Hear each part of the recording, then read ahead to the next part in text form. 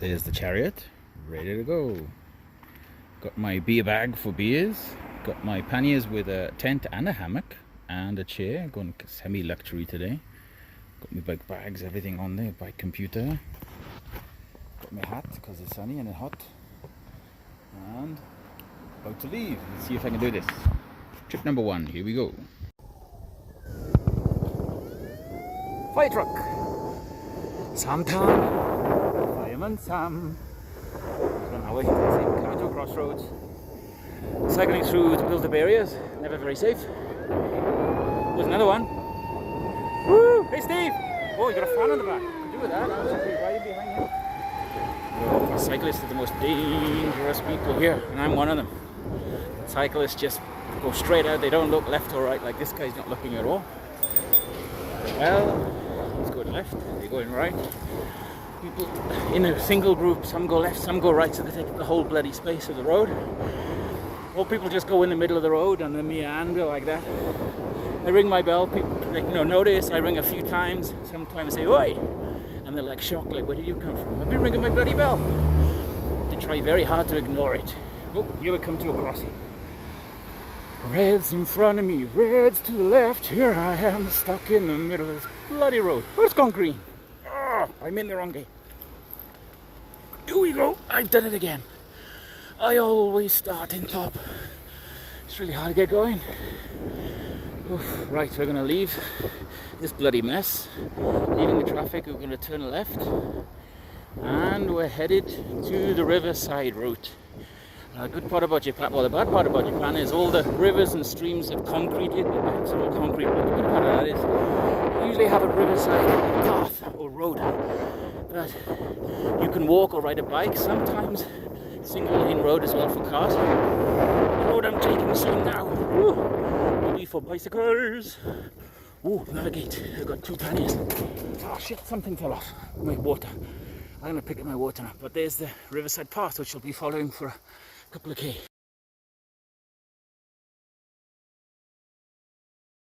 Right, okay, so I left the riverside road, gonna go through some rice paddies soon, heading towards a beer stop, which is towards, oh there's a rice paddies, it's not bad, rice fields, the train line on the left. Oh, so I'm heading towards TDM 1874, which is one of the best microbreweries or craft beer breweries in Japan. The main brewer is a friend of mine called George Juniper, and he makes some bloody solid beers. He's from the UK. Oh, sorry, burping. Oh, I'm knackered. It's hot. He makes some really good IPAs and a very good best bitter and a lot of other beers too. Small system, so not so many beers, but I'm going to pick up a few cans to have tonight. Noise.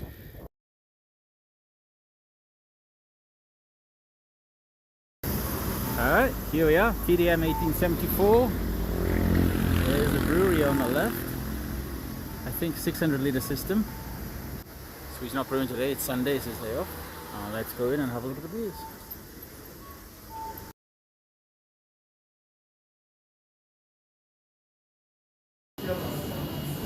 Some beers, the bottom are imports. These are domestic. We have an AJB from Nozawa, Kyoto Brewing. Kyoto, Yoroko from Kamakura.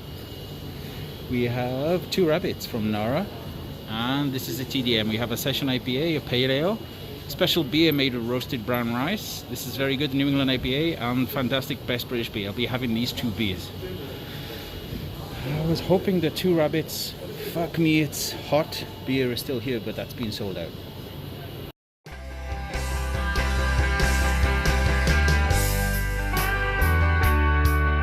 Hello.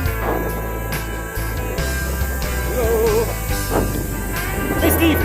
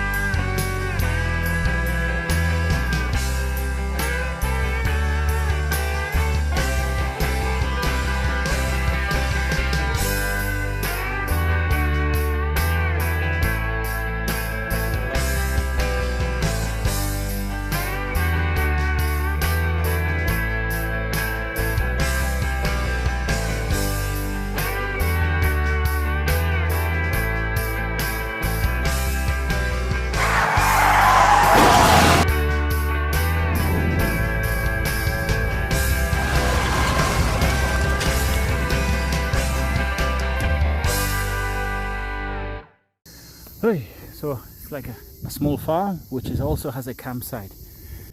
The guy cleared out a load of brush and some gross to use one of the small little campsites along with the next to greenhouses. It's kind of nice. So he has vegetables for sale in the small little farmers market stall he has near the entrance to the road. So we head towards the campsite. It's going to have a look around for the best side, either hammock or tent tonight. It's one of the toilets, the crappers. Well, park the bike.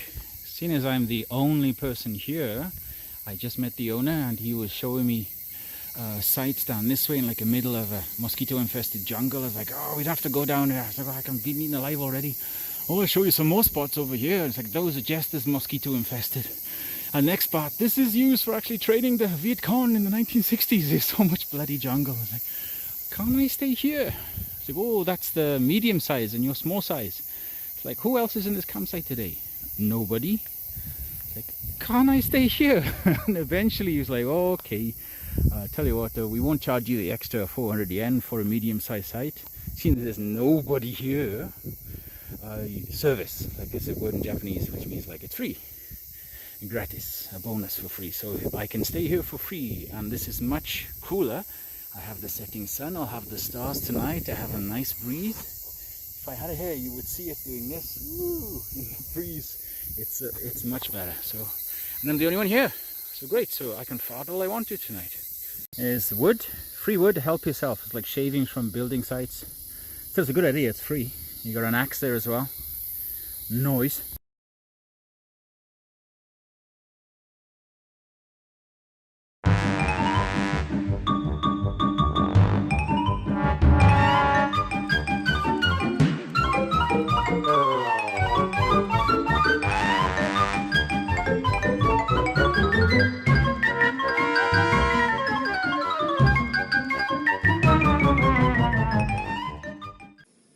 Okay, so I got my Moraniv companion heavy duty bushcraft knife. Whoa. I'm going to try to batten wood. Now, often you get a stick like this, for example. It's a bit thick, so I make it thinner. So there's a way to do this. So this has a solid, thick edge. So this knife, you got to watch your hand. You put this knife and hit it with another piece of wood to split this wood. It's called battening. So I'll just knock it here. There you see. So I'm hitting it, it's going through, and because this wood is the knife is quite thick, it's starting to split. So as it goes through, there we go, I split. I can split it even more again, another time. This process is called battening. I'll make it thinner again. Here we go. Oh, nice, easy. And thinner again. Who needs an axe, eh? Let's make this thinner again, really thin. Yep, and again, this is very useful. Oh, works great. So I'm going thinner again. This wood will be easy to light now. Go, another one again. Okay, so this was battening. Ba-bum, battening with my knife. Let's put this, excuse me, that's the first time I said let's put this between my legs. Okay, there we go, you can see. Can you see what I'm doing now? Alright, so you got this. So I'm trying to, oh shit, didn't want to do this, excuse the language. Like small shavings, just a little, oh bugger. There we go. So just, oh that looks nice. Can you see that? That's good. Stop. Try again. Thin, keep it thin. Oh, that looks pretty, oh look at that, lovely. Okay, oh, not seeing anything. Right. Try again. Keep it thin. Push the knife through. That's a bit too thick. Oh, there you go. Going thin again. Thin again. Thin again. Oh, that looks okay. Now, if you look at this, it kind of resembles feathers. This is called feathering. This is the way to make the wood really thin and hopefully easy to catch light. So try and do that. Oh, it's my first time. You see? Right in. Oh, I'm gonna I don't know if you can see anything. I'm going to try and use this ferrule rod and the back of my knife. See if I can put more light on. Oh, that's gone the other way. Come on, back out. All right. Use the back of my knife to try and light this. Oh great, that's not working. Let's use this. I guess I've got enough space. Oh wait, got some sparks.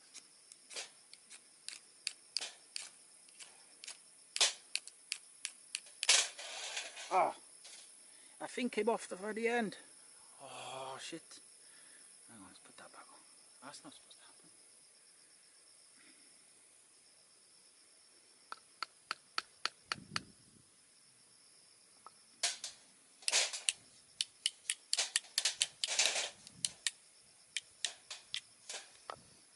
Bugger.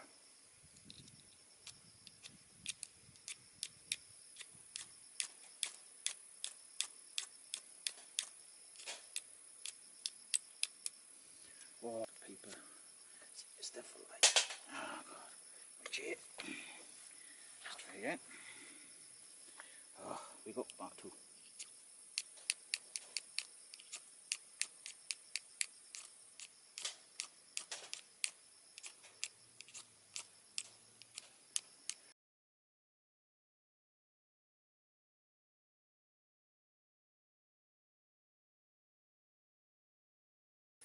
Oh, I'm getting tired. It's gone dark now.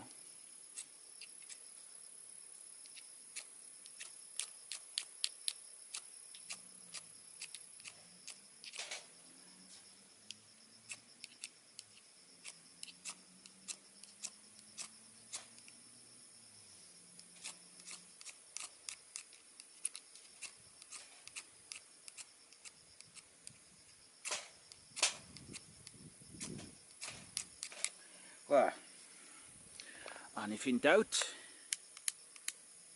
I can do one of these. Oh look, I got a spark. Will do. Bollocks. There you go. Fuck it. I got a fire going. I didn't see that. Oh shit. My nuts. Chestnuts, Chewy's nuts roasting on open fire, sitting far too close to the coals. Now I gotta put my light on. Ah, it's blinding. A few beers in, I bought some mince and a little bit of bread and cheap cheese. I thought, screw it, I'm gonna make cheeseburgers. So I'm putting loads of wood on the fire right now to hopefully that's gonna ease down so I can put the grill on top and make some cheeseburgers. This wood though, it's free wood, but it's kind of crappy dry stuff with real hard knots. So I tried doing bushcraft skills with my bushcraft knife, and I was battening, like splitting the wood with my bushcraft knife, and because of the knots I've damaged my bushcraft knife. And oh bollocks, some real knots, look at that. Oh wow, that would like, oh ouch. Anyway, I'm enjoying the fire. Without sitting in front of the fire, I'm covered in a sheen of sweat. It's summer in Japan.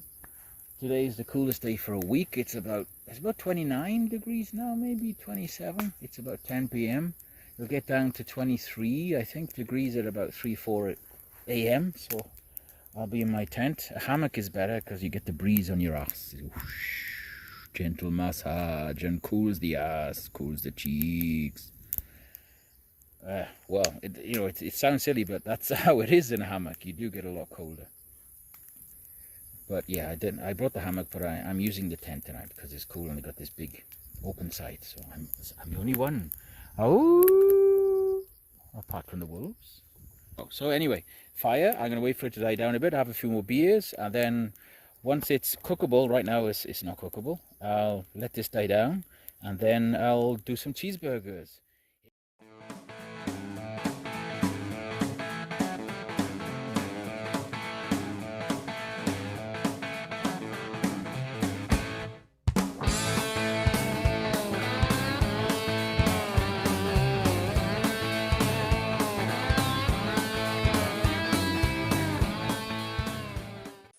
Hello.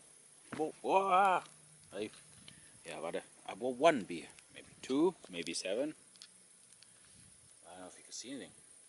I had a few. Oh, camping. I'm the only one in this campsite. So why am I shouting? I don't know. I'm not shouting anymore. You can see some stars. It's one of the coolest nights for a week and a half. Oh, it's coolest nights for maybe 3 weeks actually. Because last week I was going to come out here and it was still 31 degrees at 2 a.m. You can't sleep in a tent like that. 31. I sweat, or if my AC is over 25, I start sweating. Like when the ground's 30 degrees. Oh, you're just going to sweat pints. A hammock. I have a hammock as well, and that'll reduce the temperature 2 or 3 degrees maybe if there's a breeze. Depends how much of a breeze there is.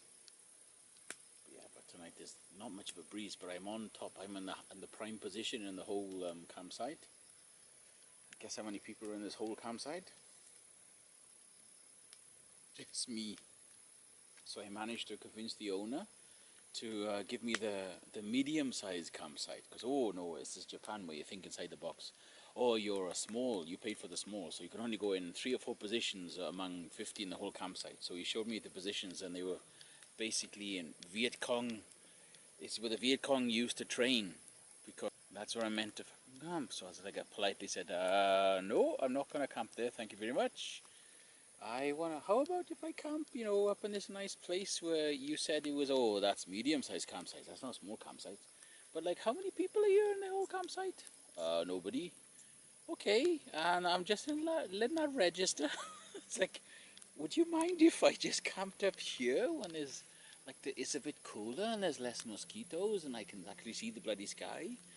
Oh, he was thinking, and then eventually said, oh yeah, service. Like, he was charging me, and then he was going to charge me 450 yen to come up here, like 40, yeah, about 33% extra just to camp up here rather than camp down there when there's no one else in the whole bloody campsite.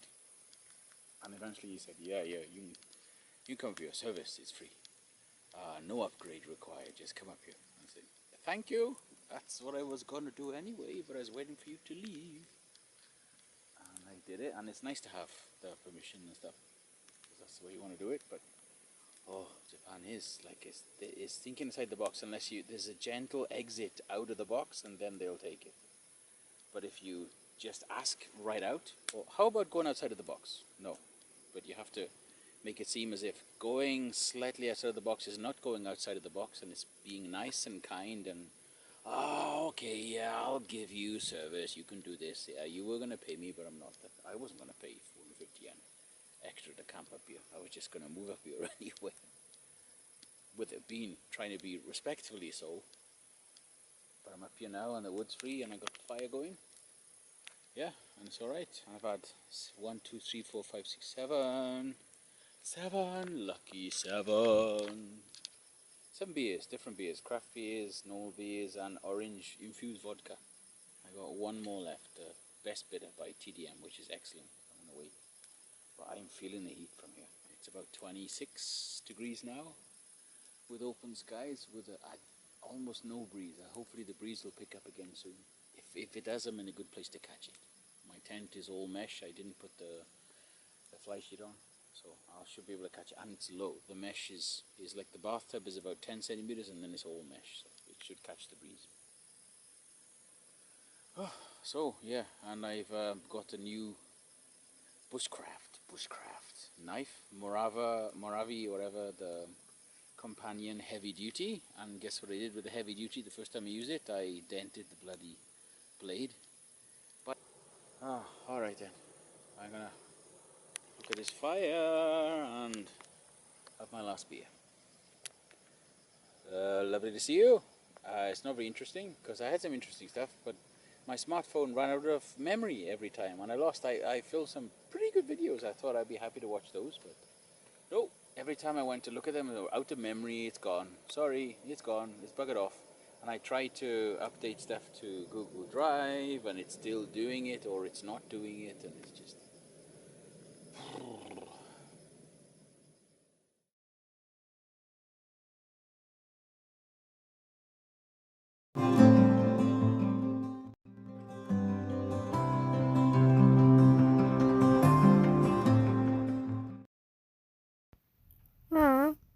Oh, you dirty bugger.